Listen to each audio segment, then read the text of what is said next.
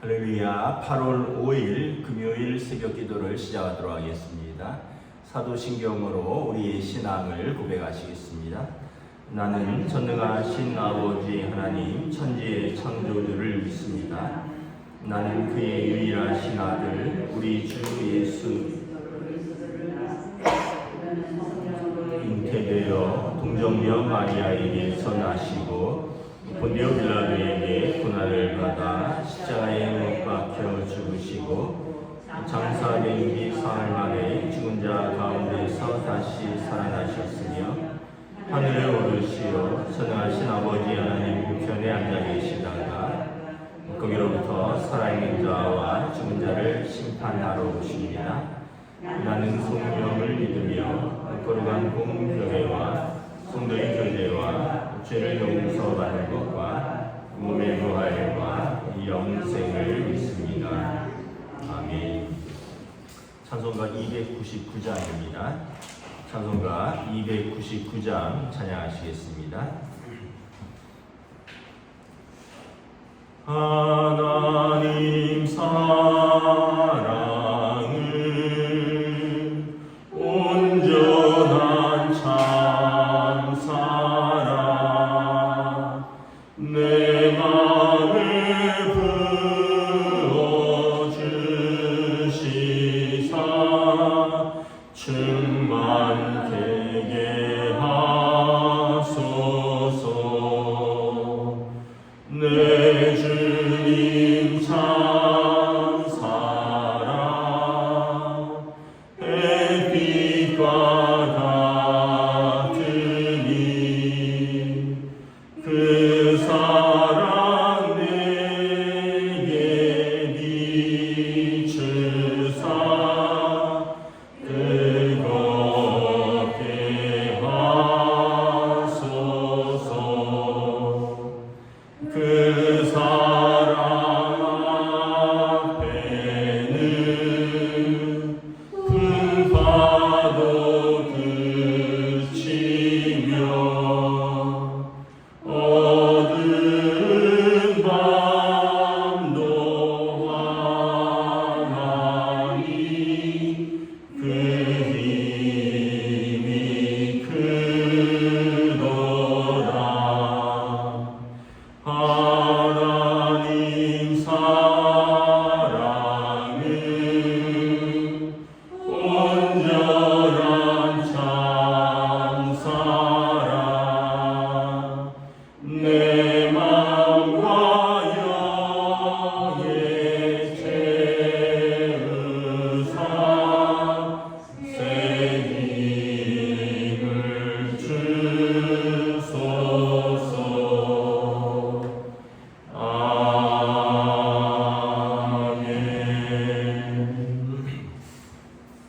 오늘 우리 주신 하나님 말씀은 구약성경 창세기 2장 18절에서 25절까지 말씀입니다. 창세기 2장 18절에서 25절까지 말씀입니다. 다 찾으신 줄 알고 저 여러분들이 한 절씩 교도하도록 하겠습니다. 창세기 2장 18절에서 25절입니다. 여호와 하나님이 이르시되 사람이 혼자 사는 것이 좋지 아니하니 내가 그를 위하여 돕는 배필을 지으리라 하시니라.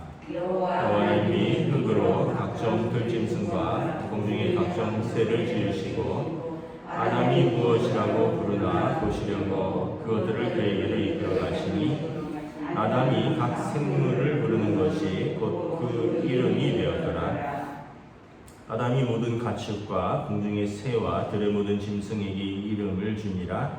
아담이 돕는 배필이 없으므로 여호와 하나님이 아담을 깊이 잠들게 하시니 잠들매 그가 그 갈빗대 하나를 취하고 살로 대신 채우시고 여호와 하나님이 아담에게서 취하신 그 갈빗대로 여자를 만드시고 그를 아담에게로 이끌어 오시니 아담이 이르되 이는 내 뼈 중에 뼈요 살 중에 살이라. 이것을 남자에게서 취하였은즉 이 여자라 부르리라 하니라. 이러므로 남자가 부모를 떠나 그의 아내와 합하여 둘이 한 몸을 이룰지로다. 아담과 그의 아내 두 사람이 벌거벗었으나 부끄러워하지 아니하니라.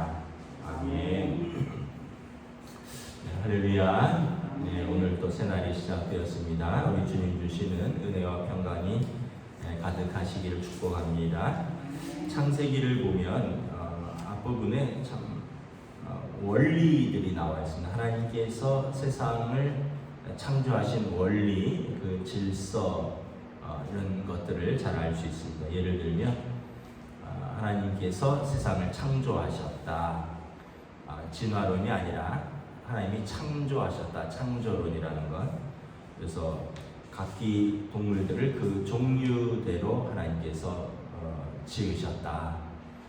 그리고 하나님께서 사람을 지으셨다. 사람은 이제 아담이라 하는데 아담은 아다마에서 나온 단어라 했습니다. 아다마는 흙이다라는 뜻입니다. 흙. 그래서 사람은 진흙 같은 연약한 존재인데 하나님의 생기가 그 안에 들어가서 생명이 된지라 살아있는 존재가 되었다. 그래서 우리는 질그릇에 담긴 보배다라는 성경의 표현처럼 흙으로 된 그릇이지만 거기에 하나님의 생기가 들어와서 살아있는 생명이 된 질그릇에 보배를 담은 존귀한 존재이다. 그래서 하나님과 소통할 수 있고 하나님을 알아갈 수 있고 하나님과 교제할 수 있는 존재가 유일한 피조물이 사람이다. 그러면서 사람의 사명은 뭐냐? 하나님께서 하나님의 형상, 하나님의 모양대로 지으시고 이 땅의 모든 피조물을 우리에게 주셨습니다. 그래서 생육하고 번성하여 땅에 충만하라. 그러면서 우리가 땅을 기경하고 그리고 동물들을 다스리면서 피조 세계를 관리하는 사명을 주셨죠. 청직이라고 하는데 우리가 세상의 관리자로서 하나님의 대리인으로서 이 세상을 맡았다. 그래서 세상을 우리가 어떻게 보면 피조물들을 다른 피조물들을 우리가 하나님의 뜻대로 잘 관리하고 다스리는 책임이 있다. 그래서 이것이 우리의 소명이라는 거죠. 생육하고 번성하여 땅에 충만하고 그리고 이 땅을 잘 관리하고 다스리는 사명이죠. 이제 오늘은 이제 가정에 대해서 나옵니다. 그러니까 우리가 창세기를 보면 우리는 어떤 존재인가? 나는 어떤 존재인가? 다른 사람은 어떤 존재인가? 그리고 우리의 사명은 무엇인가? 가정은 어떤 것인가? 이런 것들이 오늘 나와 있습니다. 이제 하나님께서 이제 두 사람을 짝 지어 주십니다. 여기 보면 사람이 혼자 사는 것이 좋지 아니하니 내가 그를 위하여 돕는 배필을 지으니라. 그래서 이제 좋지 않다라는 표현은 안 좋다라는 것이 아니라 혼자 있는 것보다는 같이 있는 것이 더 좋다라는 그런 의미인 것입니다. 그래서 뭐 우리가 생각할 때 독신을 나쁘다라고 규정하면 안 되고 그게 아니라 혼자 사는 것보다 같이 사는 것이 더 좋다 이렇게 원어적인 해석이 있고요. 그리고 그를 위해서 같이 살기 위해서 그를 위해서 돕는 배필을 지으리라. 배우자를 말하는 거죠. 수터블 헬퍼라 그러는데 나를 돕는 그리고 내가 도와가야 하는 그래서 서로 혼자 있어서 둘이 있을 때보다 더 어떻게 보면 더 좋아져야 되고 그래서 두 사람이 서로가 서로를 돕는 배필로 그래서 각자가 하나님 앞에서 이제 더 사명을 감당할 수 있는 온전한 존재로 서로가 서로를 돕는 배필이라는 거죠. 근데 이 돕는 배필이 어떤 사람이냐? 남자와 남자가 아니라는 것입니다. 여자와 여자가 아니라는 것이죠. 그 돕는 배필은 23절에 보면 남자와 여자라는 것입니다. 그리고 24절에 보면 남자가 부모를 떠나 그의 아내와 합하여 둘이 한 몸을 이룰지로다. 가정의 원리들이 나와 있는 거죠. 혼자 있는 것보다는 둘이 있는 것이 더 온전하고 그러기 위해서 두 사람이 서로 돕는 배우자로서의 역할들을 감당해야 되고 그리고 이 사람들은 남자와 여자이고 그리고 가정은 남자가 여자가 부모를 떠나서 독립을 해야 된다는 것입니다. 그래서 남자와 여자가 합하여 몸도 합하고 마음도 합하고 영으로도 합하는 그런 두 사람이 하나 되는 과정이 필요하고 두 사람이 장성하여 사랑하고 하나 되면서 부모로부터는 독립해야 된다는 거죠. 떠난다는 것이 몸도 떠나고 경제적으로도 떠나고 정신적으로도 떠나는 것입니다. 아내랑 합한다는 것이 몸도 합한다는 것이고 경제적으로도 합하는 것이고 정신적으로 합하는 것이고 영으로 합하는 것입니다. 그래서 두 사람이 온전히 하나 될 때 25절에 보면 벌거벗었으나 부끄러워하지 아니하니라. 서로가 부끄러운 것이 없고 서로를 도울 수 있고 서로가 온전한 사람이 될 수 있도록 돕는다는 것입니다. 그래서 우리가 이제 어떤 면에서 보면 우리가 가정에 대해서 다시 한번 좀 생각을 해 보아야 할 것입니다. 우리가 생각할 때 결혼을 할 때 저도 처음에는 그런 생각을 했는데 결혼하면 저 사람이 나를 도와줄 것이다. 이제 전형적인 이제 한국 남자들의 생각을 한 거죠. 나를 위해서 밥을 해줄 것이고 나를 위해서 살림을 살아줄 것이고 나를 위해서 아이들을 낳아줄 것이고 나를 위해서 애를 키워줄 것이고 그런데 살다 보면 이 잘 안 맞더라고요. 나를 위해서 밥은 해주는데 다른 여러 가지 간섭도 있고 또 나를 도와도 주는데 나랑 충돌하는 것도 많고 서로 다른 환경도 다르고 지역도 다르고 문화도 다르고 그러면서 결혼 과정에서부터 참 맞춰가는 것들이 쉽지 않았습니다. 그래서 처음에는 어떻게 보면 이 둘이 하나가 되는 것이 보기에 좋았더라 했는데 혼자 사는 것이 훨씬 더 편하고 좋은 것이 아닌가 이런 생각을 할 때가 있었어요. 그리고 또 한편은 가정을 이루면서 이제 저 같은 경우는 부모를 처음에 떠나지를 못했어요. 제가 이제 직장을 다니다가 신학교를 가는 바람에 집을 제대로 얻을 수가 없어서 부모님 사시는 교회 사택인데 교회 사택의 아래층을 저희가 좀 저렴하게 전세로 교회에서 배려를 해주어서 지금 생각하면 너무 저렴하죠. 25년 전이긴 한데 방 2개 정도 있는 한 15평 된 정도 되는 그 아래층은 한 2,500만 원 정도의 교회에서 배려를 해줘서 이제 있었습니다. 근데 이제 2년 2개월 정도 이제 있는데 결혼을 했는데 부모를 완전히 떠나지 못한 거죠. 몸으로도 떠나지 못했고 또 어떤 면에서 보면 이제 부모님에게 경제적으로도 집을 좀 의지하고 있었고 또 그러다 보니까 부모님도 아래층 사는데 밥은 같이 먹어야 되지 않겠느냐. 아침 점심은 너희들도 바쁘니까 아침에 학교 가고 집사람들 레슨하러 다니고 그러니까 아침 점심은 각자 먹어도 저녁은 같이 먹자.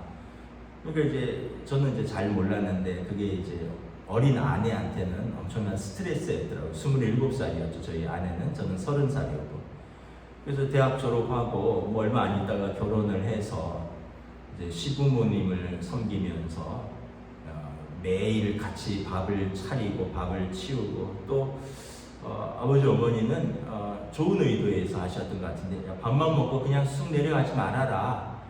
같이 TV도 보고 같이 이야기도 하자.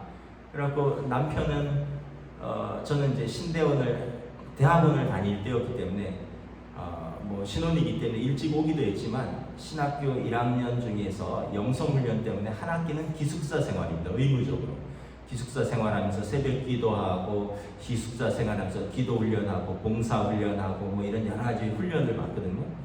그러고 남편이 6개월 동안 집에 없는 거예요. 결혼을 했는데 어머니랑 아버지랑 이제 있으면서 남편은 6개월 동안 없죠.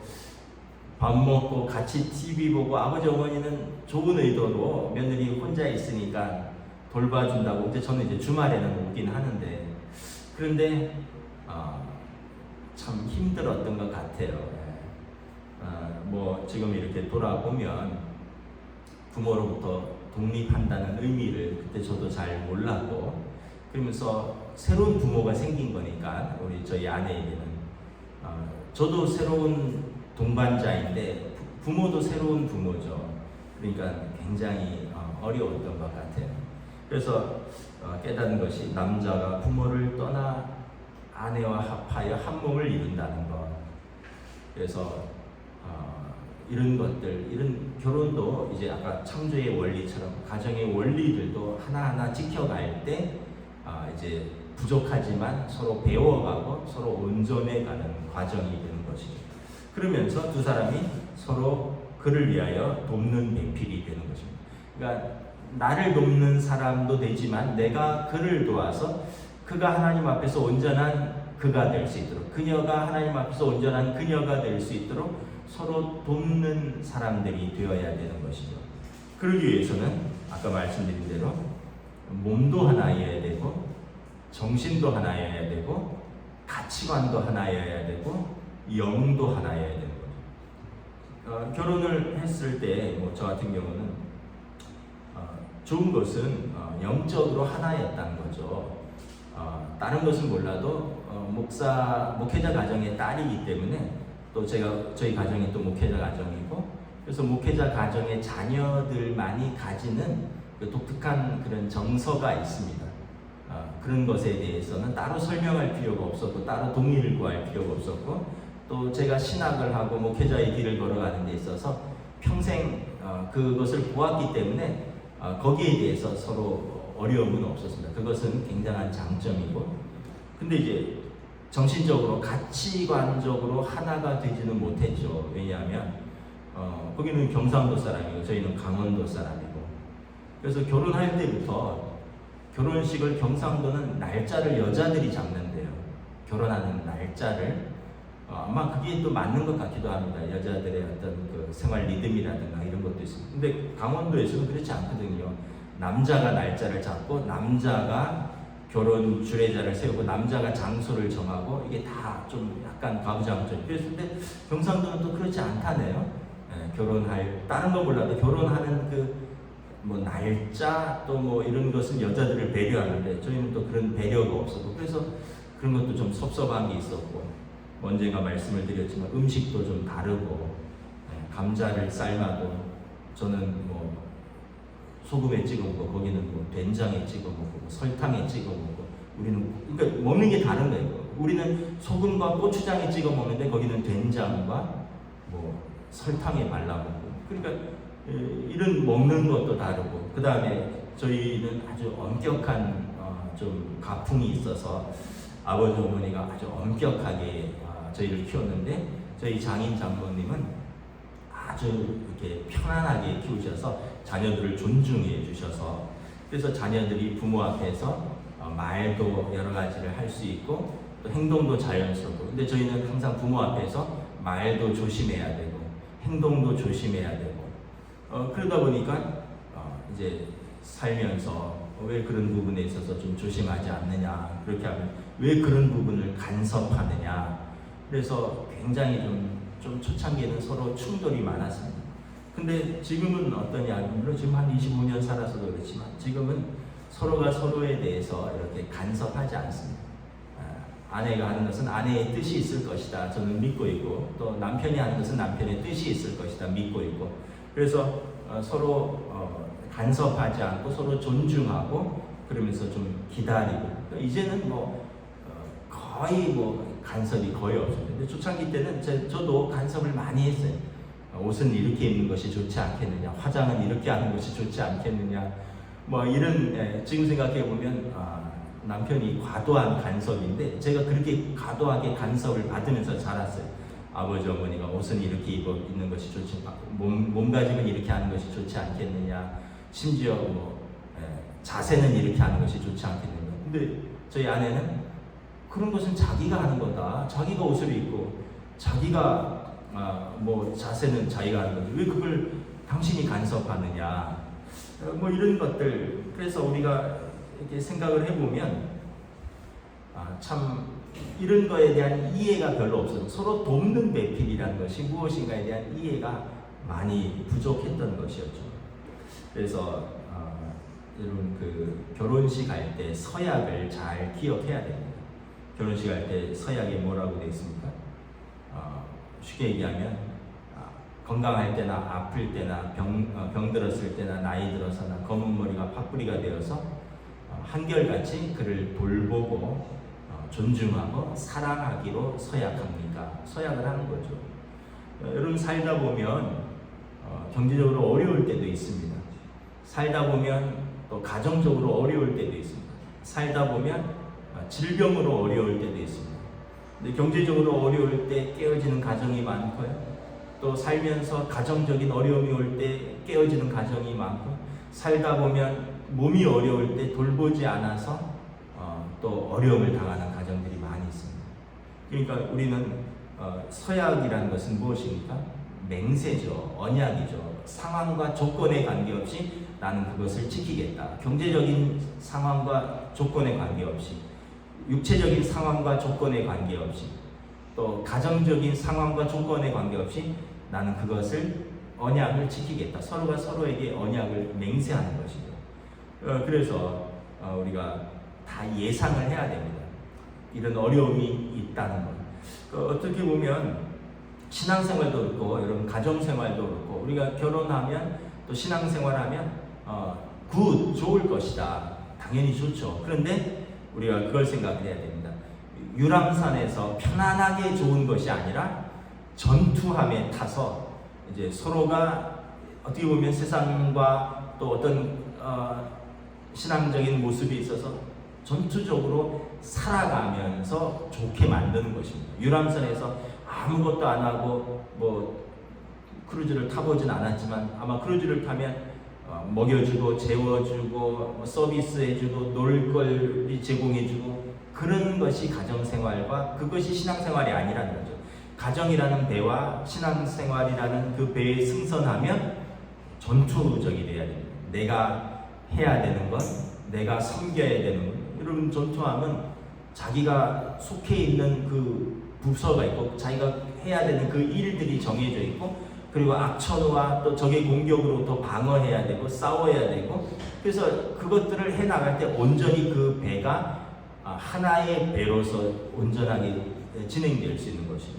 그래서 가정도 그렇고 교회도 그렇고 우리가 서로가 좋게 만들기 위해서 그 언약을 지키는 것이 중요합니다. 그래서 다시 한번 우리가 가정의 원리들을 한번 되짚어보았습니다. 하나님께서 사람이 혼자 사는 것이 좋지 아니하니 not good. 그래서 같이 사는 것이 good, 더 좋다. 그러기 위해서 서로가 서로를 돕는 배필로 주셨다. 그리고 그 돕는 배필은 남자와 여자로서고 그리고 남자와 여자는 부모를 떠나서 온전한 독립이 필요할 때 온전한 가정이 되는 것이고 그리고 두 사람은 완전히 한 몸, 한 마음, 한 영을 이루어야 된다. 그럴 때 두 사람이 부끄럽지 않고 수치스럽지 않고 서로의 부끄러움과 수치스러움을 덮어줄 수 있고 그리고 서로가 서로의 언약 관계 안에서 서로가 서로의 돕는 배필로서의 역할을 감당할 수 있다는 것입니다. 말씀을 마치도록 하겠습니다. 또 오늘도 각자의 가정에서 살아가고 각자의 가족들이 있을 것입니다. 또 우리 자녀들이 있고 또 우리 자녀들이 또 가정을 이룰 것입니다. 우리가 항상 말씀의 원리를 기억하고 말씀의 원리 속에서 살아갈 때 그 사명을 감당할 수 있는 줄 믿습니다. 여러분들의 가정에 하나님의 은혜와 평강이 가득하시기를 축복합니다. 기도하겠습니다. 하나님의 은혜를 감사합니다. 참으로 세상은 어떤 면에서 보면 나를 온전케 하기 위해서 나의 돕는 자로서 우리가 배우자를 구하기도 합니다. 그러다 보니까 나를 만족시킬 조건, 나를 만족시킬 환경들을 생각합니다. 그러나 성경은 그런 조건과 환경이 아니라 서로가 서로에게 돕는 배필이 될 때 좋은 가정이 된다라고 말씀을 합니다.